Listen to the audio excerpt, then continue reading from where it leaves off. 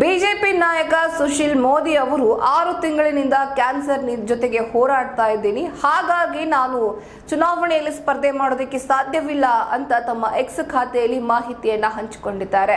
ಸುಶೀಲ್ ಮೋದಿ ಅವರು ಯಾಕೆ ಚುನಾವಣೆಯಲ್ಲಿ ಕಾಣಿಸ್ಕೊಳ್ತಾ ಇಲ್ಲ, ಪ್ರಚಾರದಲ್ಲಿ ಯಾಕೆ ಓಡಾಡ್ತಾ ಇಲ್ಲ, ಯಾಕೆ ಯಾವ ಸಭೆಯನ್ನು ಕೂಡ ಅಟೆಂಡ್ ಮಾಡ್ತಾ ಇಲ್ಲ ಅಂತ ಕೇಳಿದ ಪ್ರಶ್ನೆಗೆ ಉತ್ತರಿಸಿದಂತಹ ಅವರು ಸುಮಾರು 6 ತಿಂಗಳಿನಿಂದ ಕ್ಯಾನ್ಸರ್ನ ಜೊತೆಗೆ ಹೋರಾಟ ನಡೆಸ್ತಾ ಇದ್ದೀನಿ, ಹಾಗಾಗಿ ನಾನು ಈ ಬಾರಿ ಚುನಾವಣೆಯನ್ನ ಸ್ಪರ್ಧಿಸಲು ಸಾಧ್ಯವಿಲ್ಲ ಅಂತ ಹೇಳಿದ್ದಾರೆ, ಸ್ಪಷ್ಟನೆಯನ್ನ ಕೊಟ್ಟಿದ್ದಾರೆ. ಈ ಬೆಳವಣಿಗೆಯ ಬಗ್ಗೆ ಪ್ರಧಾನಿ ನರೇಂದ್ರ ಮೋದಿ ಅವರಿಗೂ ಕೂಡ ತಿಳಿಸಿದ್ದೇನೆ ಅಂತ ಅವರು ಹೇಳ್ಕೊಂಡಿರುವಂತದ್ದು. ತಮ್ಮ ಎಕ್ಸ್ ಖಾತೆಯಲ್ಲಿ ಈ ಬಗ್ಗೆ ಮಾಹಿತಿಯನ್ನ ಹಂಚಿಕೊಂಡಿದ್ದಾರೆ.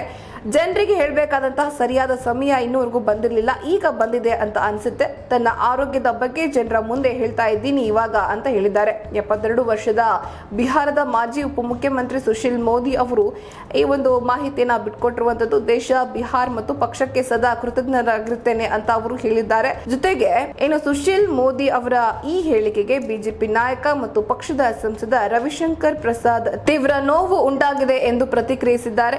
ಅತಿ ಶೀಘ್ರವಾಗಿ ಚೇತರಿಸಿಕೊಳ್ಳಲಿ ಎಂದು ನಾವು ಬಯಸುತ್ತೇನೆ ಅಂತ ಅವರು ಹೇಳಿಕೊಂಡಿರುವಂತದ್ದು. ಸುಶೀಲ್ ಮೋದಿ ಅವರು ಜುಲೈ 2017 ರಿಂದ ನವೆಂಬರ್ 2020 ರವರೆಗೆ ಬಿಹಾರದ ಉಪಮುಖ್ಯಮಂತ್ರಿಯಾಗಿ ಸೇವೆಯನ್ನ ಸಲ್ಲಿಸಿದ್ದಾರೆ.